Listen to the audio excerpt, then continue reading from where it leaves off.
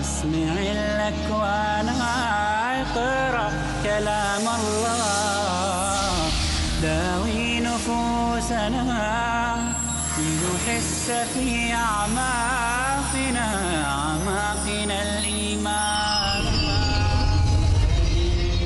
كالحجارة قسوة فإن القرآن حين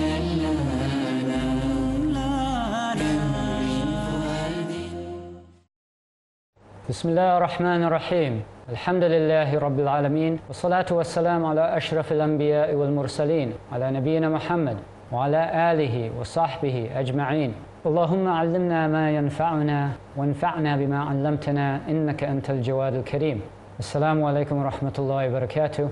Welcome to our series, Reflections on the Qur'an. We've been talking about methodology of tafsir of the Qur'an, and in a previous episode we talked about one of the major forms of tafsir, which is called tafsir bil ma'thur, tafsir based upon narration, and we talked about some of the major works of that type of tafsir.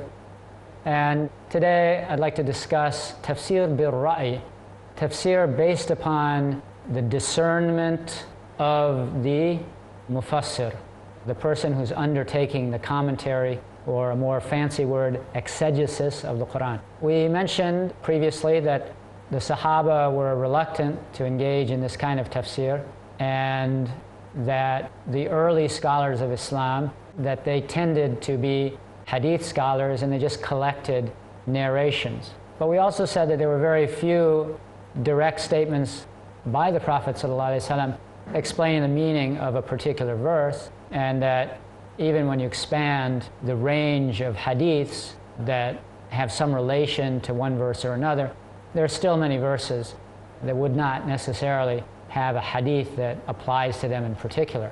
And therefore, what we came to know as tafsir bil ma'thur, a lot of it was statements attributed to the Sahaba, and even more so to the tabi'een. So to call that the opinions of the tabi'een tafsir bil ma'thur, that's part of what people understand to be tafsir bil ma'thur. But ultimately, the statement of a tabi'i is also his opinion regarding the meaning of the verse. So from that angle, opinion also is present in what is called tafsir bil ma'thur. Scholars, in looking at is it permissible to use personal discernment, personal opinion on the part of a scholar to explain some facet of the meaning of a verse, one of the items of evidence, or the type of evidence that they called upon to support this procedure, were certain Quranic verses that call upon the believers to contemplate the Qur'an, or that mention that the very reason for its revelation was that they contemplate it. In Surah Muhammad, أَفَلَا يَتَدَبَّرُونَ الْقُرْآنَ أَمْ عَلَى قُلُوبٍ أَقْفَالُهَا. Will they not meditate on the Qur'an, or are there locks on the hearts? So locks on the heart is a negative description, and it implies that those kind of hearts are not meditating on the Qur'an, which means that it's blameworthy not to meditate upon the Qur'an. In another passage, Allah says in Surah Sad, كِتَابٌ أَنزَلْنَاهُ إِلَيْكَ مُبَارَكٌ لِيَدَّبَّرُوا آيَاتِهِ وَلِيَتَذَكَّرَ أُولُو الْأَلْبَابِ. This is a scripture that we have revealed to you, full of blessing, that they may ponder its verses, and that men of understanding may reflect. So that's a very concentrated, from different angles, an encouragement to reflect upon the Qur'an and to ponder its meanings. One item of evidence that's used in support of tafsir bil ra'i, to me it's a rather obscure angle of reasoning. The dua of the Prophet ﷺ, where he said, Allahumma faqihhu fi d-din wa allimhu at-ta'wil.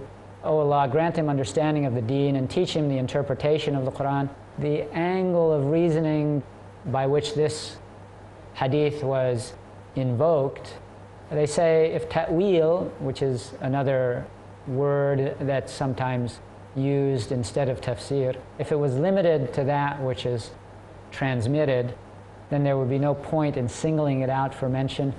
I find that a rather unconvincing use of that statement of the Prophet ﷺ. I mean, counter-arguments could be made against it. However, when we mentioned earlier the Sahaba were reluctant to engage in tafsir bil-ra'i, to give a personal opinion about a verse that's not based on some explicit narration from a higher authority, particularly the Prophet ﷺ, we do see examples of it. And the classic example is the narration. It's an authentic narration. I can't, off the top of my head, recall whether it's both in Bukhari and Muslim or one or the other, that Umar radiallahu anh was sitting with some of the elder Sahaba. And Abdullah bin Abbas, who was much younger, Umar was inviting him to sit with his buddies, so to speak. And some of them, they came to Umar and said, "Why are you letting this young guy sit with us?" They didn't seem to really appreciate that Ibn Abbas was sitting with them. And so the next time they got together, Umar, he said, "What do you say?" He asked all that were sitting there, "What do you say? Give me your understanding of إذا جاء نصر الله والفتح ورأيت الناس يدخلون في دين الله أفواجا فسبح بحمد ربك واستغفر إنه كان توابا." Surah Al-Nasr.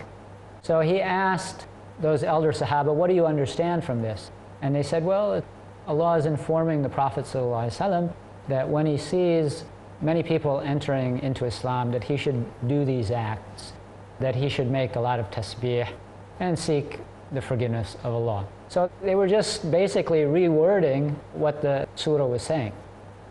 And so Umar turned to Ibn Abbas. He let all these other elders speak, and then he turned to Ibn Abbas and he said, "What do you understand from this surah?" And Ibn Abbas said, "It was Allah informing the Prophet ﷺ that when you see these signs, that you will die soon after that, and that you should prepare for that meeting with your Lord." And Omar, he said, "I see it exactly the same way that you do." And so what he was pointing out to those elder Sahaba was that this youngster, he has deep understanding of the religion, and he has just as much right to sit in this company as you do. And what is also to be gained from this incident is that the explicit wording of the verse doesn't contain the meaning that Ibn Abbas understood from it. And yet, Omar, who is obviously one of the most learned of the Sahaba about the Qur'an, and he is also a genius when it came to fiqh. He was a faqih.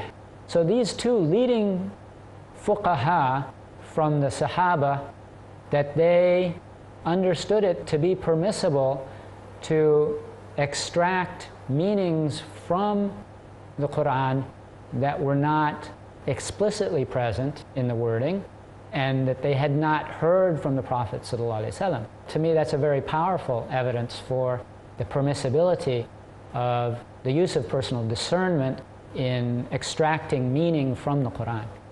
Now, one of the major scholars of the sciences of the Qur'an, he's talking about the parameters by which this kind of tafsir that's based or that includes an element of opinion, there are parameters that need to be followed in order to prevent abuse of the unregulated use of opinion. And this is what we were talking about earlier with regard to the proper methodology. He said, start with al-manqul al-sahih, what has been authentically reported from the Prophet ﷺ. And also refer to the tafsir of the companions. Their opinion should be given consideration. Undertake linguistic analysis with proper consideration for the rules of the language. Take into account the context of the verse in the larger passage, including the purpose for mentioning it. So an opinion that doesn't fit with the larger context of a particular verse, that's an indication that there's something wrong with that interpretation. And number 5, that the objectives of the Sharia should be brought to bear in evaluating some opinion. Is this consistent with the objectives of the Sharia? So if something passes those tests, then it is admissible to use opinion after that. And 3 types of knowledge have been identified in the Qur'an, and we'll talk about that classification after the break, inshallah. Assalamu alaikum.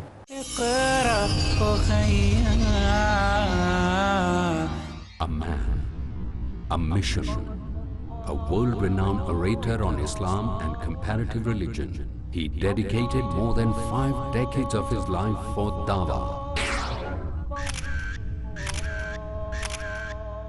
Ahmad Deedat. We Muslims believe that Jesus was the Christ. This book is an eternal book of guidance for you and for me, for the whole of mankind. It's a solution to the problems of mankind. The miracle is when you expect a man to be dead and he's alive. That's a miracle. Man with a Mission, every Monday to Thursday at 5:30 p.m. and repeat telecast at 11:30 a.m. India on Peace TV. Where truth is hidden, misleading quotations create confusion. Where truth is hidden, lack of knowledge and wisdom cause upheaval and commotion. Where truth is hidden, manipulated scriptures and twisted facts emerge. This very hidden truth creates false propaganda, mayhem, chaos, disorder, and turmoil in our lives and the world order. But is there anyone with courage and wisdom? What is the truth, and who has the courage to expose it?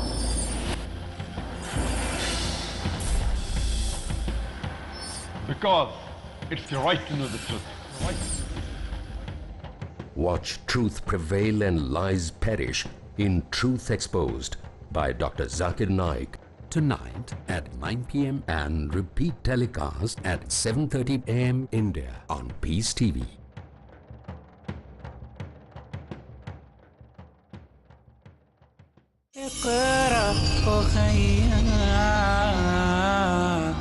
Welcome back. We're talking about Tafseer bil-Ra'i, Tafseer that includes some of the ijtihad, the personal effort, and the reasoning of the commentator, the mufassir of a work of tafsir. And we mentioned some of the parameters that would be necessary to be observed in order for this exercise of personal opinion to be regulated and not just become a license for people imposing their opinions upon the Qur'an and saying about the Qur'an that which the Qur'an has nothing to do with. And we started talking about types of knowledge in the Qur'an. Allah mentioned that there's some references in the Qur'an, the mutashabihat, that the true meaning of those references are known only to Allah. And so for people to speculate about what they mean, nobody can say what they mean. And there are other aspects of knowledge in the Qur'an that relate to the unseen, and this aspect of the unseen is something that Allah informed the Prophet ﷺ about. And so this second type of knowledge, the only way that it can be acquired is through the Prophet ﷺ. So there has to be reference to authentic hadith when any kind of discussion takes place about those matters. And then there are other matters, which is knowledge which is open to human investigation, and that this last type is the lawful subject for Tafseer bil-Ra'i, Tafseer that includes the use of opinion. In the remaining time, let's just take a brief look at some of the major works of Tafseer bil-Ra'i. One of the most famous is Al-Kashaf of Zamakhshari. Zamakhshari was a non-Arab born to a Persian-speaking family in the area that was in ancient times called Khwarizm, and that area, part of it now, the southern part is part of Iran, and the northern part I think is in Turkmenistan. And Az-Zamakhshari became an expert in the Arabic language. He wrote books on the meaning of unusual words that appear in the Qur'an and the Sunnah. He wrote a book on balagha, the principles of rhetoric. But he's most well known for his tafsir of the Qur'an, which he composed on a visit to Mecca. He visited Mecca twice. The second visit, he was 60 years old, and his reputation preceded him. He was welcomed by the governor of Mecca, and he was asked to give tafsir in these public gatherings. So the content of his lectures, somebody wrote it down, that turned into Al-Kashaf. And he was a Mu'tazilite, very kind of dogmatic adherent of this rationalist school, which by his era, which was like the 5th century, that school of thought had long since passed its pinnacle of prestige and power in the Muslim lands. At one time it was the official ideology of the Abbasid state, but eventually the rulers who came afterwards changed their opinion and they distanced themselves from this school of thought and its opinions. And because when those people had the ear of the Sultan, the Khalifa, they abused their power in order to try to force everybody to toe their line when it came to issues of belief. Because they tried to impose their opinion on everybody else by force, and people who weren't willing to accept their position on the issue of whether the Qur'an was created, when they lost official patronage, there was this rebound where they became generally despised. Despite that, the school lingered on for some centuries after that, and Az-Zamakhshari was an adherent of that school. So you can see, he was right up front about what his point of view was, because in the very first line of his preface to the work is, Alhamdulillah, alladhi khalaqa al-Qur'an. All praises for Allah who created the Qur'an. Some people said, look, if you want people to read your book, take that part out. So, although his tafsir has many reflections of his dogmatic position, it's not primarily a dogmatic tafsir. It's primarily a linguistic tafsir. So despite his views on issues of aqidah, where the majority of scholars disagree with him, his tafsir has continued to be a reference for scholars down through the ages. Some scholars came along, they relied on his tafsir and then took out all the stuff that they found objectionable and sort of provided a cleaned up version of it. Baydawi is a famous example of a scholar who did that. But scholars still continued to refer to Az-Zamakhshari because he had a lot of insight in, he would point out, well, why is this particular ayah phrased in this way?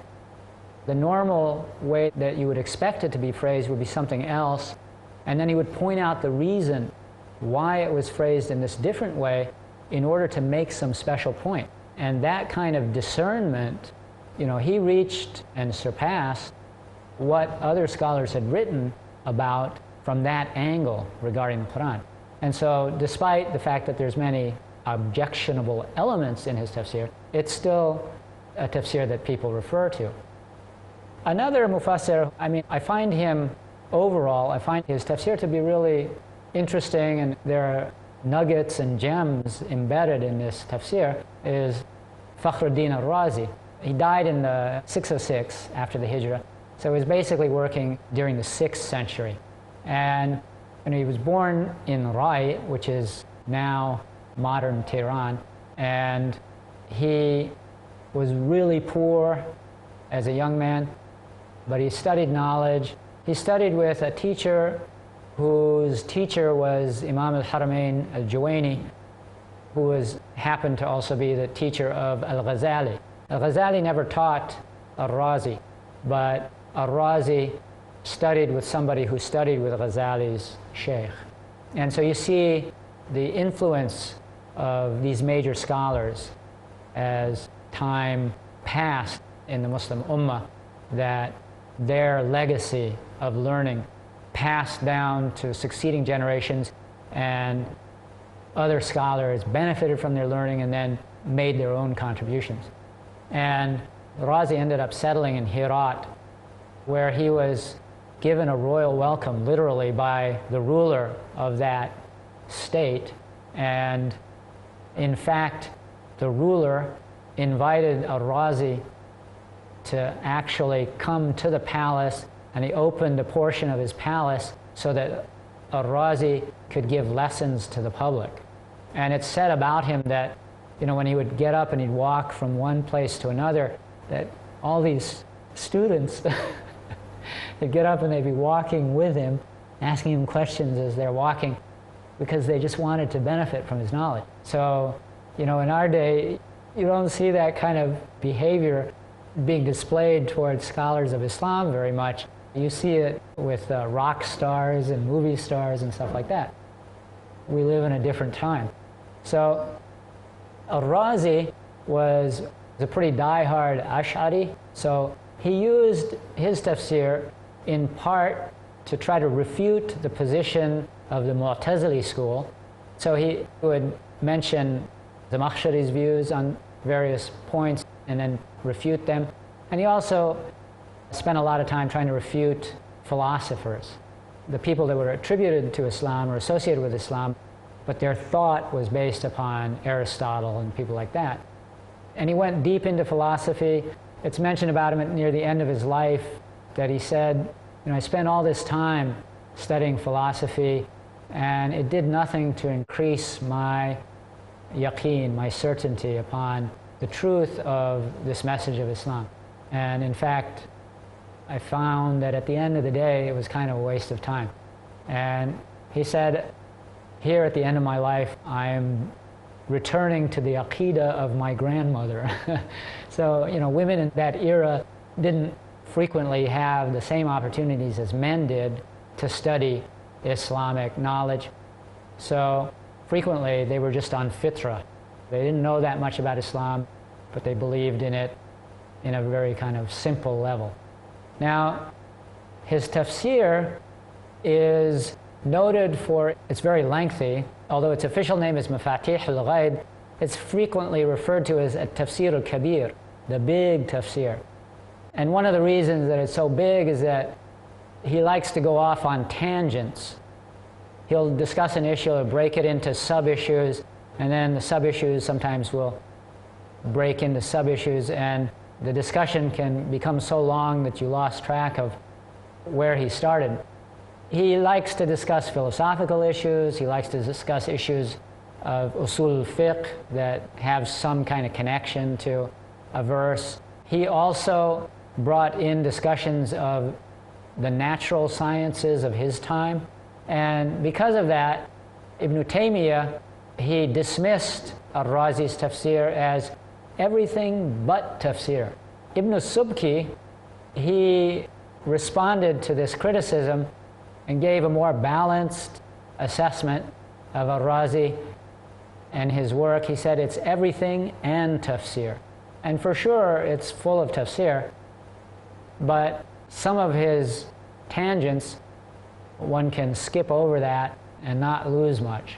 Now, let's just give a little taste of what he had to say about something that gives you an indication of what Tafsir bil-Ra'i can offer. At the beginning of Surah Al-An'am, it says, Alhamdulillah alladhi khalaqa as-samawati wal-ard. So he talks about the meaning of alhamd, and he says it refers to praise. But now there are other words that are related to it in the Arabic language, and he goes into a discussion of how hamd is different from these other words. So madh also means praise, but it can mean praise of a person, or it can mean praise of a thing, something which doesn't have a mind. So you can praise madh of a pearl, make praise madh of a pearl. You can't make hamd of a pearl because a pearl can't think. So it would be inappropriate to say al-madhu lillah, because Allah is highlighting here that He is rational. And another aspect of difference is in terms of the word shukr. Shukr is an expression of gratitude, a feeling of gratitude or an expression of gratitude to somebody because they've done something to benefit you. So to say ash-shukru lillah would narrow down the meaning in a way that's inappropriate, because when the person is saying Alhamdulillah, it expands the meaning that Allah is being praised for all that He does, whether it personally benefits the speaker or not. And then he goes into an objection that people might make to, well, you know, other people can be praised for things they do. And Al-Razi makes the point that whatever anybody does in order to benefit somebody else, it's by something that Allah has given them. So ultimately the praise is for Allah. And there are a lot of more fine points associated with that issue, but we've run out of time. Assalamu alaikum wa rahmatullahi wa barakatuh. Allahu a'lam.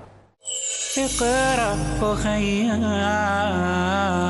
ورتل القرآن اصبح بصوتك اسمع